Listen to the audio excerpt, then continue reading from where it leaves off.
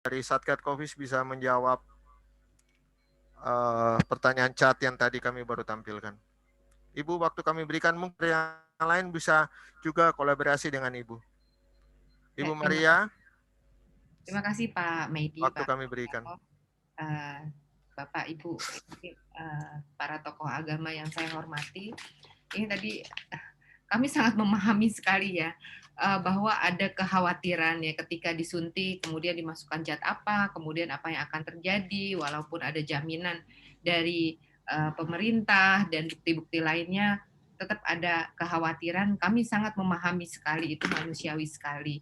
Tapi kekhawatiran itu ya tidak usah berlebihan. Jadi intinya negara sekarang sudah memberi contoh presiden langsung ya yang disuntik live disaksikan oleh seluruh masyarakat di Indonesia itu sebagai bukti bahwa apa yang dimasukkan ke tubuh itu ada sesuatu yang aman.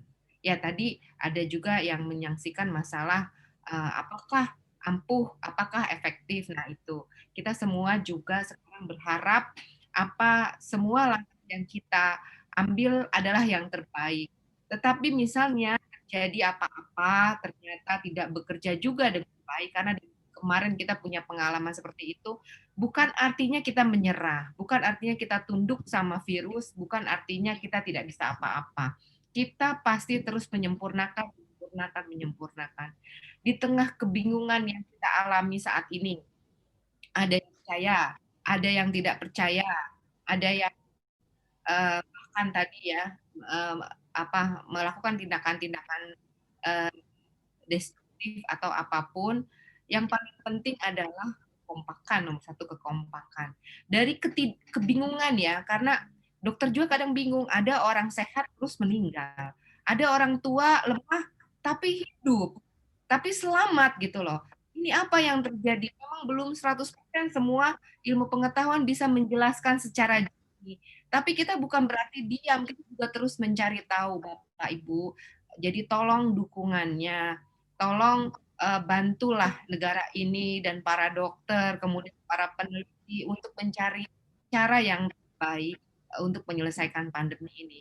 Jadi misalnya terjadi apa-apapun nanti, misalnya ternyata efektivitas virusnya vaksin cuma 50%, masih ada penyebaran, bukan artinya itu sebuah kesengajaan. Kalau pemerintah bisa membeli yang 100%, saya yakin 100% pemerintah akan mengambil langkah itu. Hanya sekarang kita ini terus berjalan mencari yang terbaik. Kalau ada kekurangan bukan berarti kita menyerah dan tunduk sama virus. Itu yang harus kita sama-sama pahami dulu ya, agar tidak terlalu ribut dan mengerjakan hal yang sia-sia. Tadi ada pertanyaan juga bagaimana ini teroris kesehatan.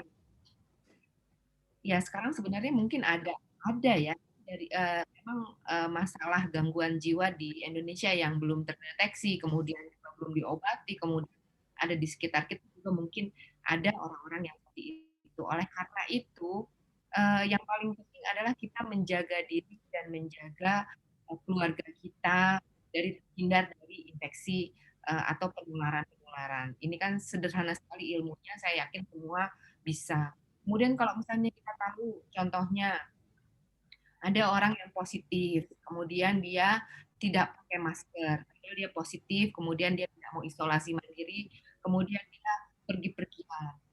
Bisa disengaja karena misalnya keterbatasan dia terhadap pengetahuan, kemudian dia disuruh diam di rumah, dia juga nggak ngerti ngapain juga ke rumah, sedangkan dia harus kerjaan yang lain. Bisa juga kesengajaan yang berlandaskan kejahatan. Wah, biar biar pada ketularan deh orang-orang, saya sengaja mungkin bersin, tidak pakai masker, dan lain-lainnya.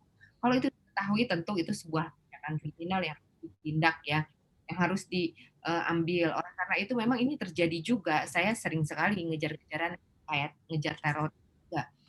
Jadi untuk isolasi mandiri walaupun rumahnya punya dan bisa melakukan isolasi mandiri, kenapa kita masih tarik taruh di sebuah tempat yang dia tidak bisa keluar lagi ya karena itu dia tidak bisa mentaati gitu. Jadi itu memang terjadi terjadi sehari-hari, mungkin sampai saat ini juga masih banyak teman-teman dokter puskesmas, teman petugas puskesmas juga masih mengejar-ngejar orang yang positif, nggak mau isolasi mandiri, apalagi nggak mau pakai masker, itu masih banyak terjadi. Dan kita mungkin menghadapi yang seperti itu di lingkungan kita. Oleh karena itu, kita dan keluarga yang paling penting ya, kita dan keluarga saja harus bersama-sama gitu loh, bisa menjaga diri dan menjaga keluarga ya. Setiap keluarga harus bisa menjaga. Ajari anak-anak, ajari suami atau istri atau pembantu, supir dan lain-lainnya dari pengetahuan-pengetahuan yang benar. Jadi inti menangani COVID itu bukan hal yang mudah, bukan hal yang sulit untuk dipahami, itu sederhana sekali. Beberapa negara yang sudah terbebas, sudah berhasil mengendalikan COVID, diselesaikan dengan cara apa? Apakah diselesaikan dengan cara yang sulit? Tidak. Apakah diselesaikan dengan uang yang banyak? Tidak. Apakah diselesaikan harus beli ini itu? Tidak. Diselesaikan sama apa? Kesadaran yang penuh.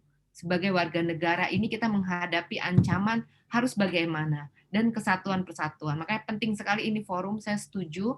Di sini lintas agama, di sini orang-orang yang punya kasih dan bisa menggerakkan ya lingkungannya. Saya berharap sekali hal-hal sederhana itu mesti kita mulai ya. Hanya satu-satunya kesempatan kita untuk bersatu itu ya, untuk mengatasi masalah pandemi ini, sesuai dengan juga slogan di pertemuan ini ya, persatuan dan kesatuan. Tadi saya mohon maaf, pertanyaan terakhir apa? Bapak moderator bisa diperlihatkan? Ada pertanyaan yang Sesungguhnya tak terkena COVID tapi divonis juga. ada Ya, juga yang bertanya di atas 6, kenapa tidak. ya. Jadi mengapa masih terdengar banyak yang sesungguhnya tidak terkena COVID tapi divonis juga. Bapak Ibu, PCR sekarang kan kita diagnosa pakai PCR ya. PCR itu kalau dites orang sudah bergejala, kemudian paru-parunya sudah ada tanda-tanda, riwayatnya ini, ternyata PCR-nya negatif. Tapi dokter itu tidak mengobati lab, Bapak Ibu. Dokter itu mengobatin klinis gitu. Ini banyak dispute ya, pemahaman yang berbeda. Jadi misalnya kalau tiba-tiba ada orang datang sesak nafas dalam kondisi pandemi, dokter pasti memutuskan langkah yang paling aman untuk orang itu. Ditesnya negatif, tapi kenapa diisolasi, dibilang COVID segala macam, itu memang tes tes PCR itu masih 38% ya kalau nggak salah false negatif. Jadi negatif padahal belum besoknya baru bisa positif atau besoknya lagi gitu. Jadi tapi kita nggak bergantung dengan hal itu, tapi kondisi klinis.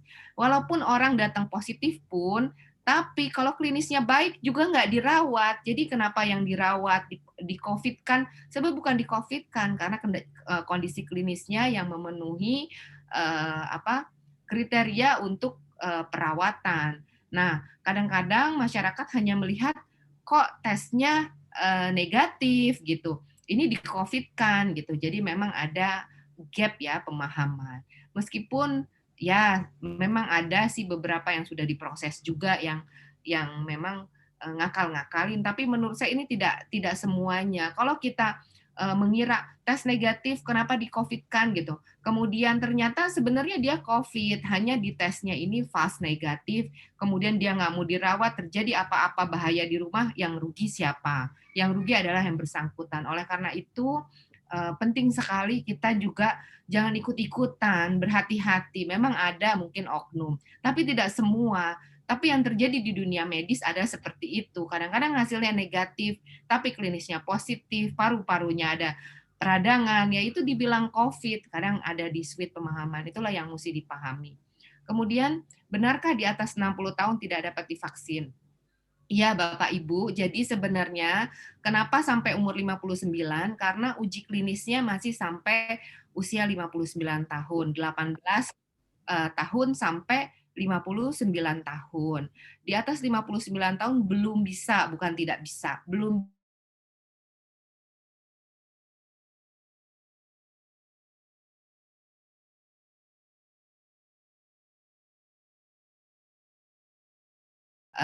hanya diberikan yang untuk sampai 59 tahun. Nanti kalau sudah selesai uji klinisnya yang untuk di atas 59 tahun dan di bawah 18 tahun, mungkin saja vaksinnya sama yang diuji klinis kan sekarang vaksinnya sama, tapi terhadap usia di atas 60 tahun sedang berjalan. Bisa saja sama, ternyata efektif dan diberikan itu bisa saja ya. Jadi sabar saja, tetap yang di atas usia 60 tahun harus menjaga diri ya, tapi sesungguhnya semuanya. Kemudian gimana kalau 59 tahun lewat 1 hari boleh enggak? Ya, jadi kalau secara hukum itu kan agak susah karena nanti dilihat dihitung loh. Ini udah lebih 1 hari. Kenapa dokternya suntik terus terjadi apa-apa nanti dokternya kena gitu ya? Karena kalau hukum bicaranya saklek. Jadi kalau 59 tahun lebih 1 hari pun secara hukum belum boleh karena belum selesai. Tapi kalau dia ngotot juga mungkin secara biologis sebenarnya nggak ada dampak apa-apa sih kalau dilihat karena cuma beda 1 hari itu ada inform consent yang harus diisi. Jadi seperti itulah dunia kedokteran. Kadang-kadang kalau terjadi masalah balik lagi ke hukum, hukum itu sangat saklek sekali, walaupun lebih dari 1 hari akhirnya disalahkan karena secara administrasi ini salah. Jadi mungkin ketat sekali 18 sampai 59 tahun saja yang diberikan. Untuk 60 tahun nanti bersabar karena masih fase 2. Benarkah asap rokok bisa menyebabkan COVID? Benarkah seseorang perokok rentan terpapar virus COVID ya?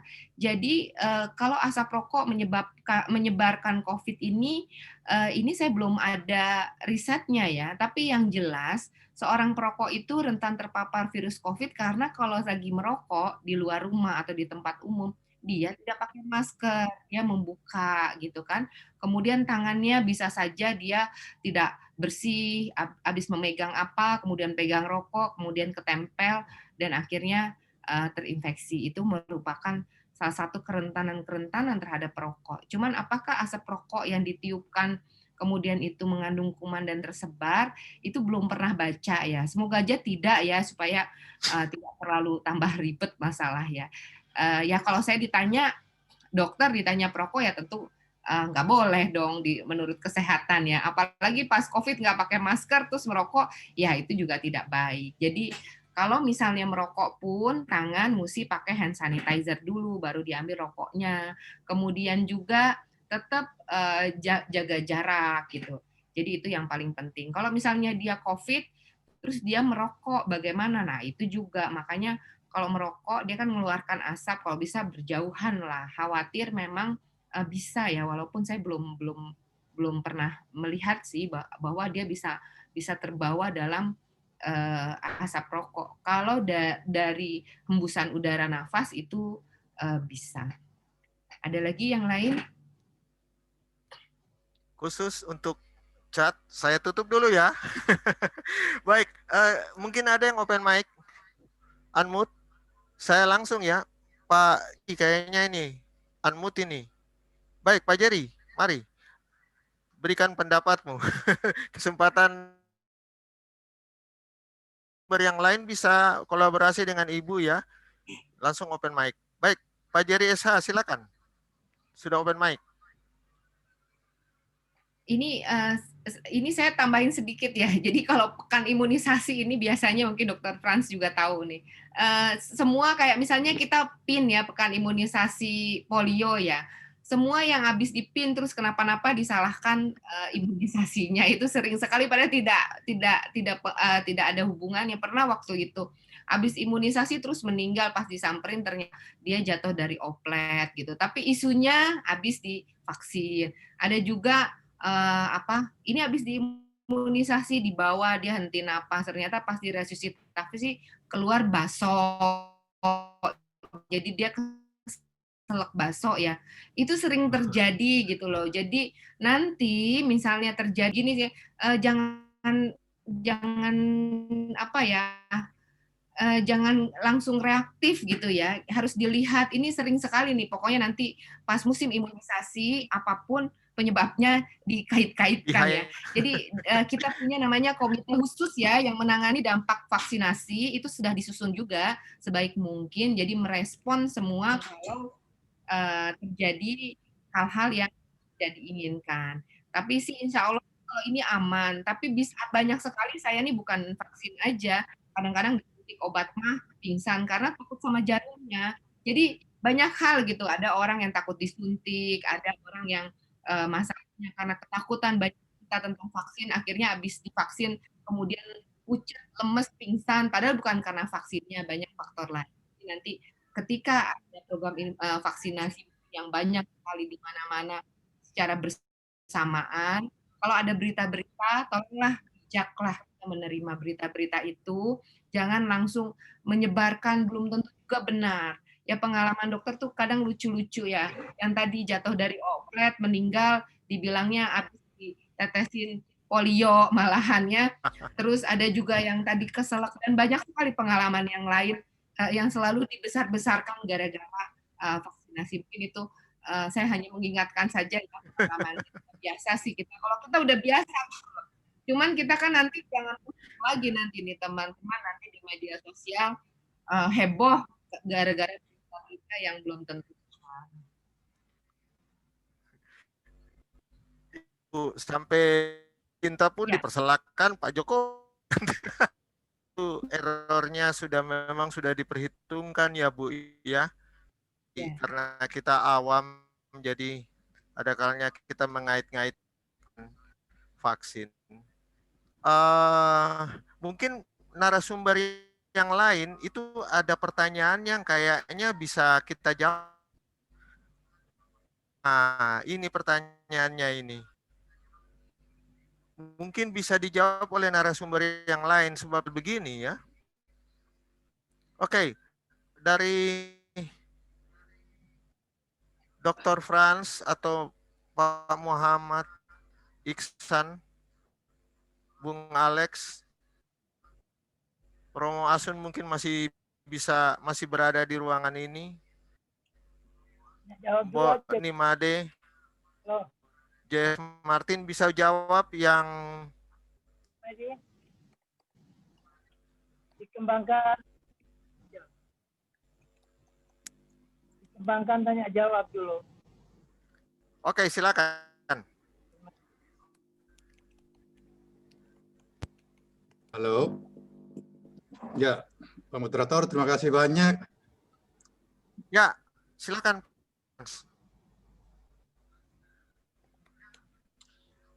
Saya sebenarnya mau sampaikan, mumpung tadi Ibu Maria baik,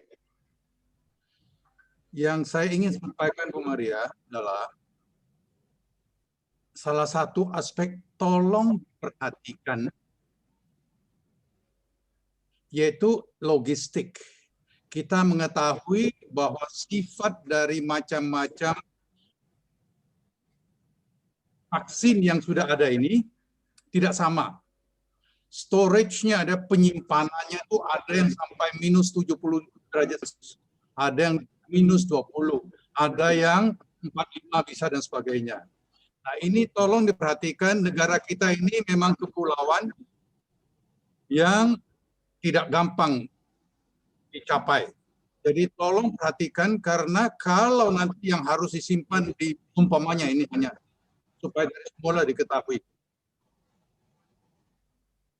Sekarang mungkin belum apa-apa, tapi nanti kalau ada silakan tolong perhatikan agar para petugas itu jangan abaikan sifat-sifat vaksin itu, agar jangan sampai di tempat nanti dipakai pasien justru akan efeknya mungkin tidak ada atau berkurang banyak atau malah menimbulkan efek samping. Itu saya tidak tahu. Itu hanya sebagai sesuatu karena dari pengalaman dalam pemberantasan kami ikut puluhan tahun ya, jadi kami cukup tahu di situ.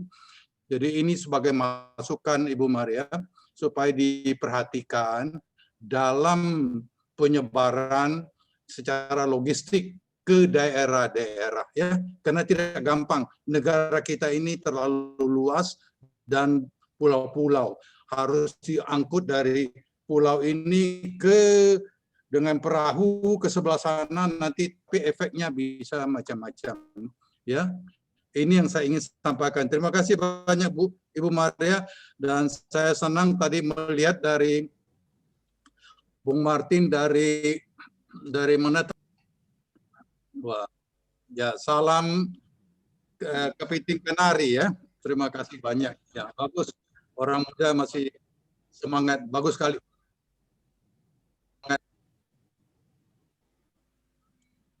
Ditujukan kepada Ibu Maria. Ya, Ibu silakan, mumpung masih ada dalam ruangan ini ya Bu ya. Jangan bosan-bosan ya. Baik, Ibu, Iya, waktu kami iya Pak, berikan masih ada Dr. pertanyaan Frans. di chat kayaknya ini. Oke, silakan Bu.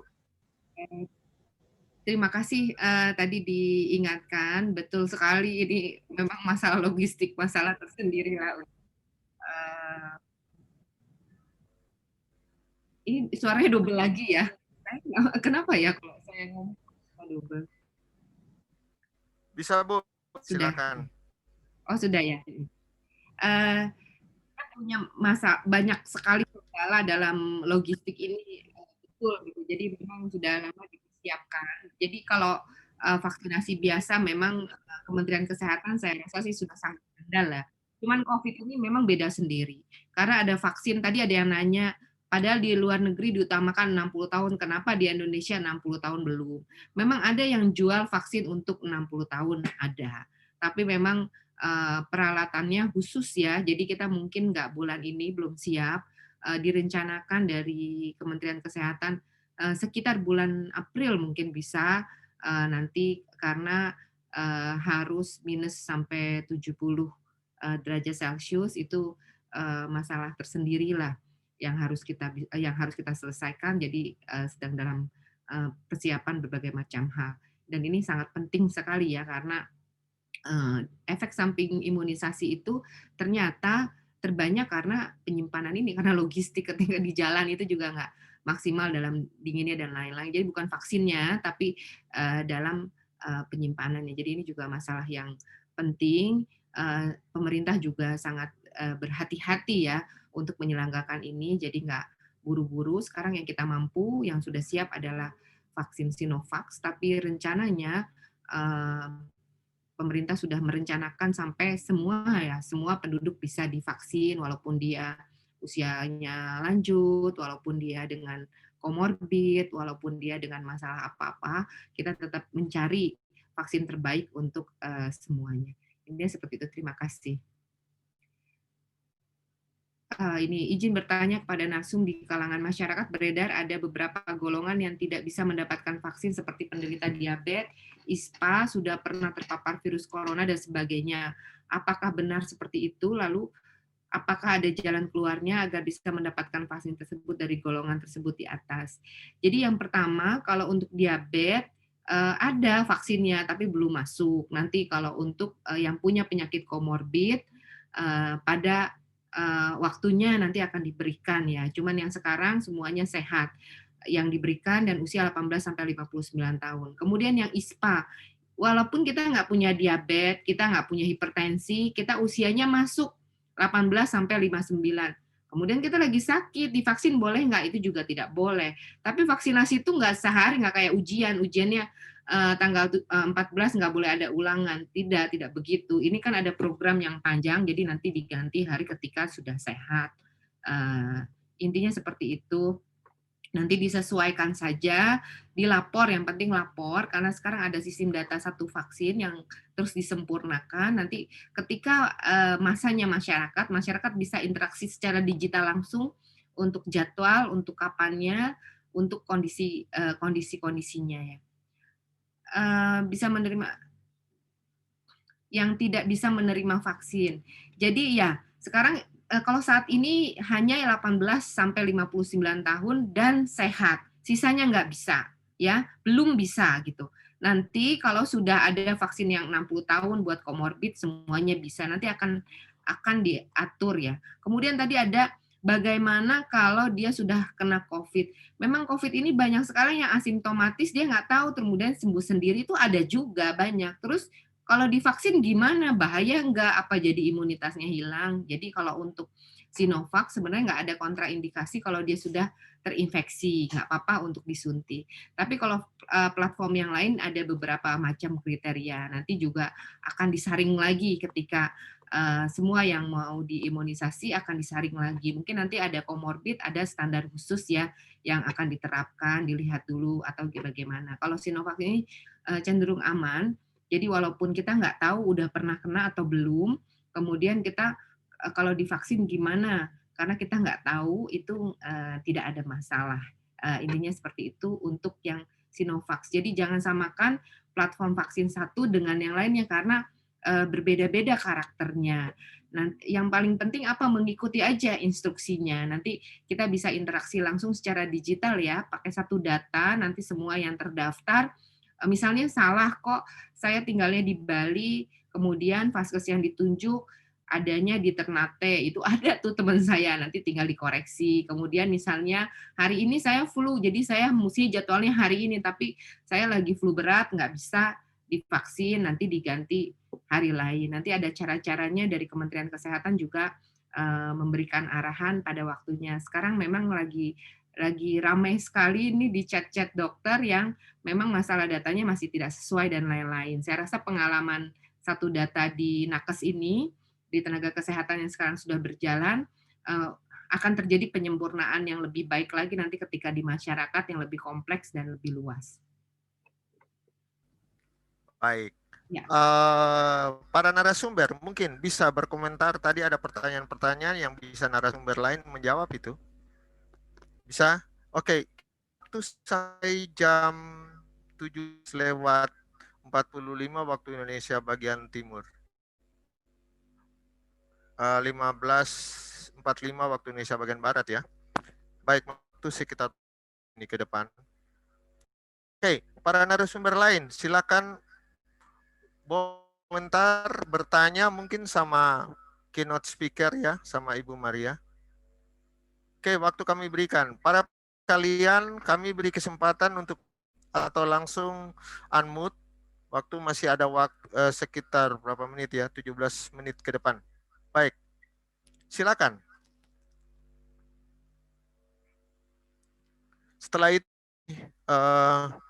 kata penutup dari keynote speaker dan para narasumber. Tadi Pak Jerry Wong mau bertanya tadi. Pak Jerry Wong mana Pak Jerry Wong? Ya, silakan Pak Jerry Wong. Pak Jerry, akan kontribusinya dalam webinar ini.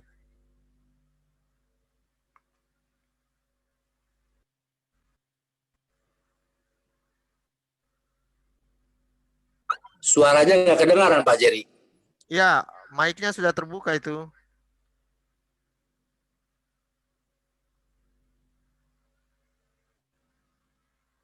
Sama sekali tak terdengar Pak Jerry suaranya.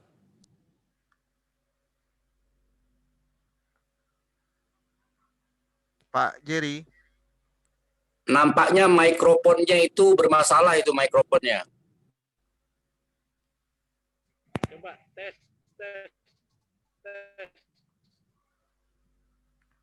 Halo. Terdengar tapi kecil. Terhalang dengan masker kali. Pak Jerry, maskernya antik ya. Begini ya. Oke, kedengaran. Ya, boleh. Silakan Pak Jerry. Oke, baik Bapak-bapak, Ibu-ibu yang ada hadir pada sore hari ini. Selamat sore. Salam kenal, saya Jerry. Ingin menyampaikan sesuatu yang nyata dan bukti dan sebagai saksi. Sebelumnya saya menyampaikan kepada pemerintah di mana pengawasan pemerintah terhadap rumah sakit yang nakal. Ini boleh saya katakan nakal karena apa? Dan saya sendiri membuktikan dan saya sendiri melihat sesuatu yang ada di rumah sakit. Jadi orang yang tidak terinfeksi virus corona semuanya dikopikan. Ada 2 orang yang meninggal, semuanya penyakitnya lain. Begitu sampai di rumah sakit masuk COVID, ya. Itu yang saya perlu meminta kepada pemerintah agar pemerintah mengawasi rumah sakit yang nakal. Kenapa? Sampai saat ini mulai dari tahun 2019 saya sudah mulai tidak percaya dokter sebagian. Satu alasannya saya kenapa? Salah seorang teman saya diponis penyakit yang mematikan adalah penyakit paru dan mengatakan umurnya sudah tidak panjang lagi, adalah salah satu Hotman Paris, ya, Hotman Paris. Setelah itu, halo, ya, setelah itu Hotman Paris mengambil keputusan ke Singapura memeriksakan diri, sampai di sana tidak ada punya penyakit sama sekali. Jadi sampai saat ini aku memohon kepada pemerintah untuk pengawasan kepada rumah sakit. Dan kemarin yang membuktikan saya, di depan mata saya, seorang perempuan yang terkena penyakit asam urat, dibawa ke rumah sakit, asam uratnya hilang, COVID yang muncul. Begitu saya keluarkan dari rumah sakit, pindah ke rumah sakit lain, masuk lagi saudaranya sendiri, saudaranya yang sakit, itu kena apalagi namanya stroke, tekanan darah tinggi. Begitu dibawa masuk rumah sakit, tekanan darah tinggi hilang, COVID yang muncul. Di mana keadilan di sini, di mana pengawasan pemerintah di sini? Jadi di situ saya meminta dan untuk menjelaskan yang sebenarnya jangan ada selalu kebohongan kepada pemerintah, kepada rakyat. Jangan kita hanya mengatakan bela negara tetapi bela rakyat tidak ada. Mungkin hanya itu yang saya bisa sampaikan kepada bapak-bapak yang ada di sini. Mohon maaf kalau ada kesalahan pada diri saya. Terima kasih. Assalamualaikum warahmatullahi wabarakatuh. Waalaikumsalam. Makasih Pak Jerry. Ini kasus ya Ibu Maria ya, kasus ya. Jadi untuk satu kali mungkin Ibu jawab. Iya, Pak Kebetulan Jerry, Ibu ada ya. makasih. Benar, ini memang selalu ada berita pemberitaan seperti ini. Tapi yang paling penting, kalau misalnya ada benar kasus, tolong diproses gitu loh. Karena nanti kita nggak ada yang jerak. Ini kita nggak dapat. Jadi memang ada standar yang namanya probable. Jadi ketika masih observasi ditangani dengan standar COVID, karena memang klinisnya mengarah ke COVID, tapi di tesnya negatif, misalnya belum terlihat, kemudian terjadi apa-apa, kemudian meninggal, dia masuknya namanya kriteria probable, bukan masalah di COVID kan, karena klinisnya memang klinis COVID. Meskipun mungkin ada benar gitu ya, saya juga ya adalah pengalaman yang memang sengaja gitu loh, sengaja di COVID kan memang ada. Tapi yang paling penting kalau memang ada masalah-masalah ini yang sudah masuk tindak kriminal, ini peran serta masyarakat penting sekali untuk melaporkan. Memang oknum itu ada di mana-mana ya, Bapak Ibu. Sekarang kemarin sidang prolegnas prioritas di DPR sudah masuk revisi Undang-Undang Pendidikan Kedokteran. Kita berjuang dari akarnya ya. Memang sistem pendidikan kedokteran kita ini sekarang sudah kehilangan nih dokter-dokter yang punya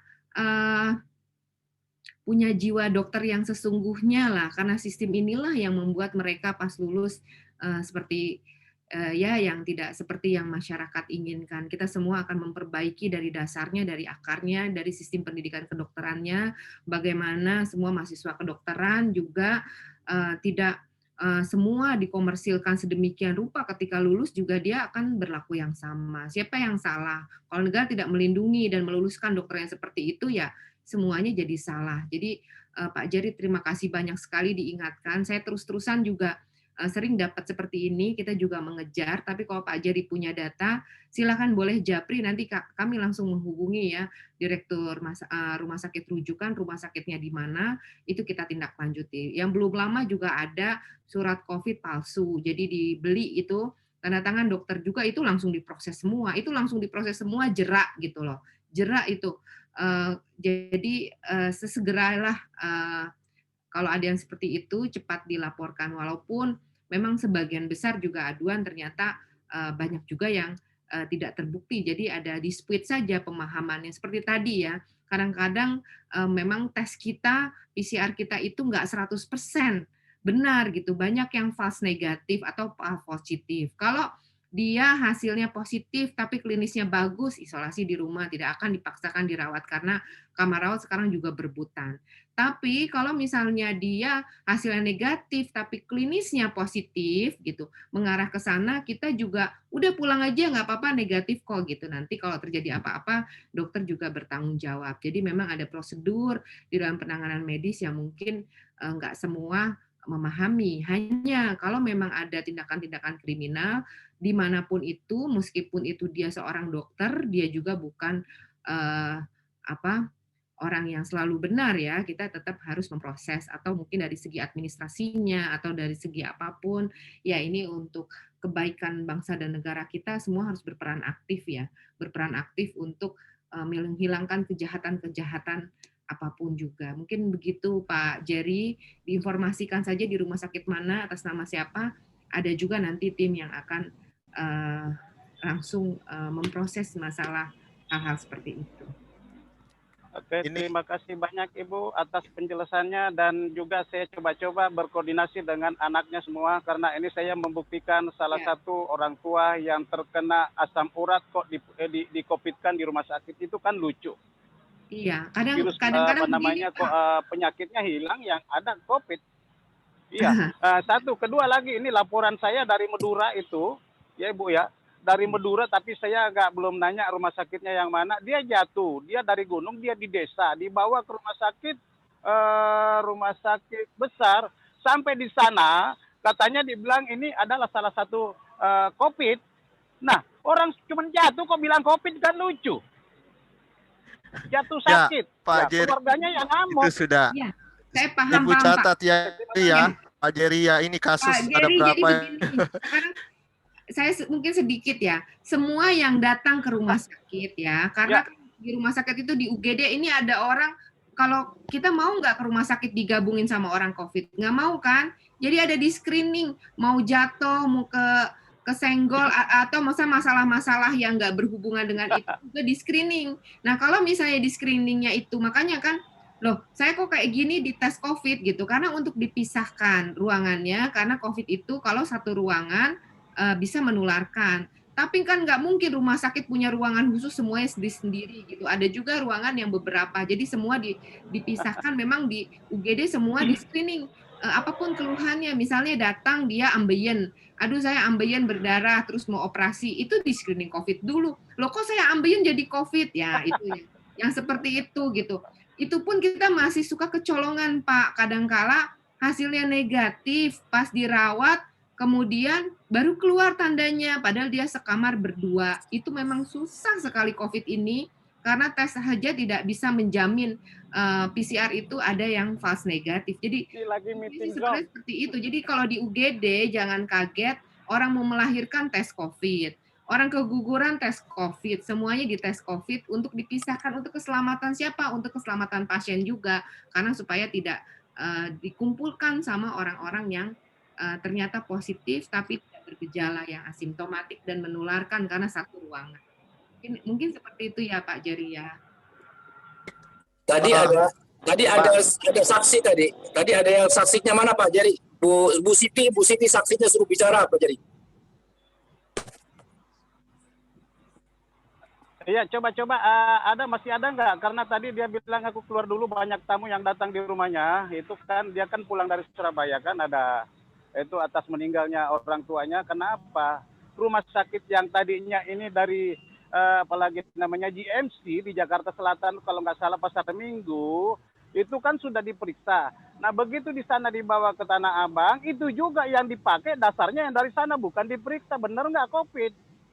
Nah setelah di situ nggak lama saya pulang dari sana, ditolak kembali, dia bawa kembali lagi rumah sakit umum apalagi namanya rumah sakit umum apalagi namanya Bib kemarin Pasar Minggu. Nah di situ pada waktu itu orang tua itu sempat dia komunikasi sudah sehat, begitu dimasukkan ke ruang ICU meninggal besoknya. Oh, iya. Coba Ibu Siti coba suruh masuk. Ibu Siti coba suruh masuk. Dalam Zoom ini ya, bisa ya, mungkin Ibu Maria bisa dapat Jadi ada saya sih catatan-catatan ya. ya, terima kasih Pak. Kalau misalnya ini saya berkomentar agak sulit ya, karena kondisi klinisnya nggak kita ketahui bagaimana gitu. Sudden death itu jangan di rumah sakit yang sedang sakit ya, dimanapun kadang orang lagi olahraga pun atau ada kegiatan-kegiatan yang ringan pun itu bisa terjadi. Maka nanti kalau seperti itu sih bisa nanti dieksplorasi penyebabnya apa.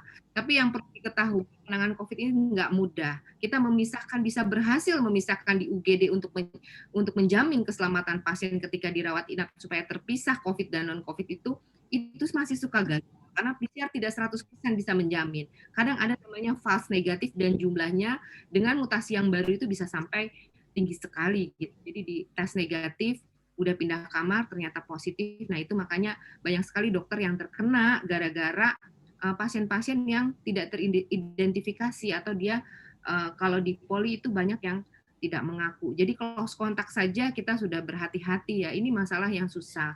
Perlu diketahui juga ini masalah tenaga medis juga dalam survei di India itu 95% loh mereka cemas, ketakutan, ketularan juga. Jadi bukan pasien aja gitu loh. Jadi kenapa kita berhati-hati sekali di UGD? Ya jadi mohon maaf, mungkin asam urat dibilang COVID, ini dibilang COVID karena COVID ini sudah menyebar ya, sudah jadi pandemi. Kita nggak tahu di depan kita ini penderita atau enggak. Terus dia COVID nggak sakit gimana? Ya nggak apa-apa. Yang diobatin adalah yang sakit. Kalau kita lihat Papua nih ada orang Papua ya. Kalau dicek semuanya mungkin malarianya positif. Terus kalau nggak demam mau nggak minum obat malaria? Kan nggak mau kan? Nah, kalau nggak sakit ya nggak apa-apa. Apalagi nanti virus ini dengan self-limiting disease, dengan imunitas bisa sembuh sendiri. Jadi kalau kita nggak sakit, Bapak Ibu nggak usah khawatir. Yang kita obatin, yang kita rawat adalah yang sakit. Tapi orang yang nggak sakit ini antiknya COVID bisa menularkan. Nah, seperti itu loh. Jadi kita nggak sakit, tapi kita bisa menularkan. Itu makanya semuanya harus pakai masker seperti itu. Dan ini masalah yang memang pelik sekali, Pak. Bukan saja orang umum mungkin ketakutan, marah, kecewa, atau apa ya.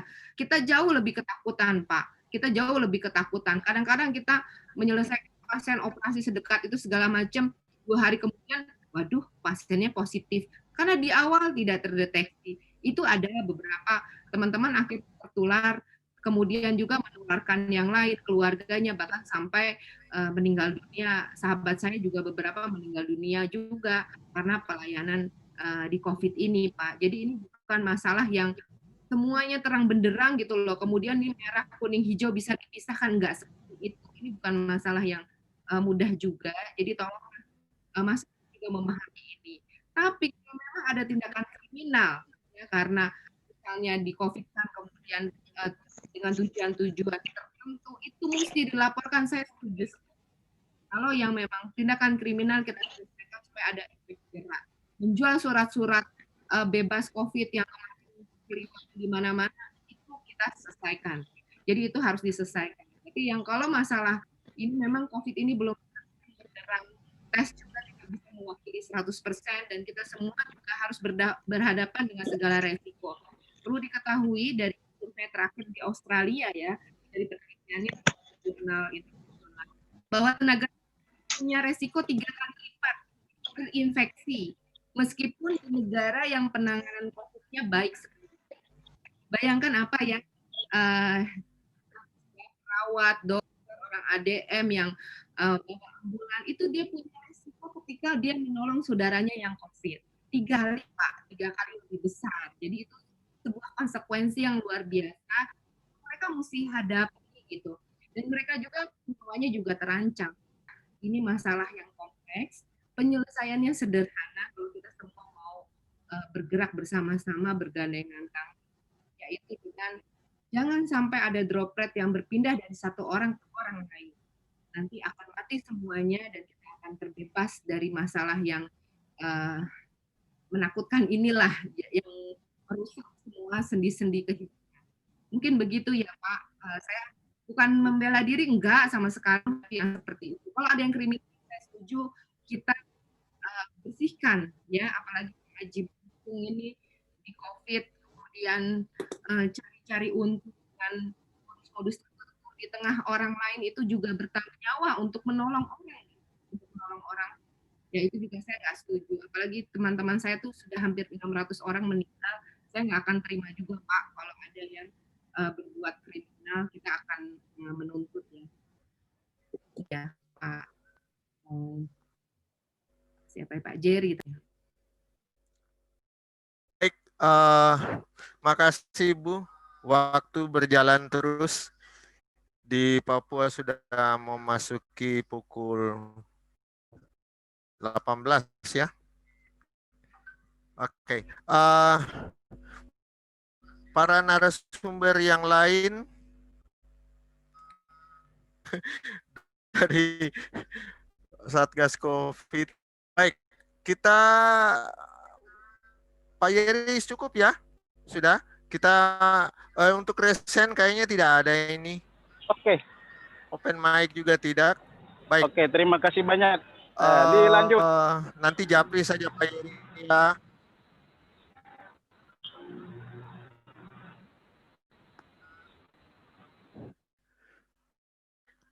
Para narasumber, Gus Soleh dan speaker.